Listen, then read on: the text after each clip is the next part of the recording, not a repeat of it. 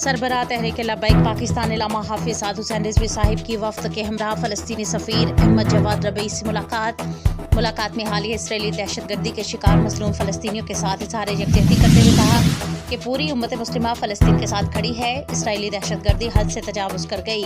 سربراہ تحریک لبیک نے ہزاروں کی تعداد میں شہید ہونے والے بچوں، خواتین سمیت فلسطینیوں کی نسل کشی پر گہرے دکھ اور غم کا اظہار کیا اور مظلوم فلسطینیوں کے لیے دعا فرمائی۔ فلسطینی سفیر نے پورے ملک میں تحریک لبیک پاکستان کی جانب سے فلسطین کے حق میں لبیک یا اقصی مارچ نکالنے پر تحریک لبیک پاکستان کا شکریہ ادا کیا اور امیر المجاہدین علامہ حافظ امام خادم حسین رضوی نور اللہ مرکزہ کی اسلام اور امت مسلمہ کی سربلندی کی جدوجہد کا حوالہ دیتے ہوئے تحریک لبیک پاکستان کی کاوشوں کو سراہا۔ اس موقع پر سربراہ تحریک لبیک نے فلسطینی سفیر کو بھرپور تعاون کی یقین دہانی کروائی اور اس عزم کا اعادہ فرمایا کہ انشاءاللہ ایک دن ہم فلسطینی عوام کو اسرائیلی مظالم سے نجات دلوائیں گے اور نماز جمعہ مسجد اقصی میں ادا کریں گے۔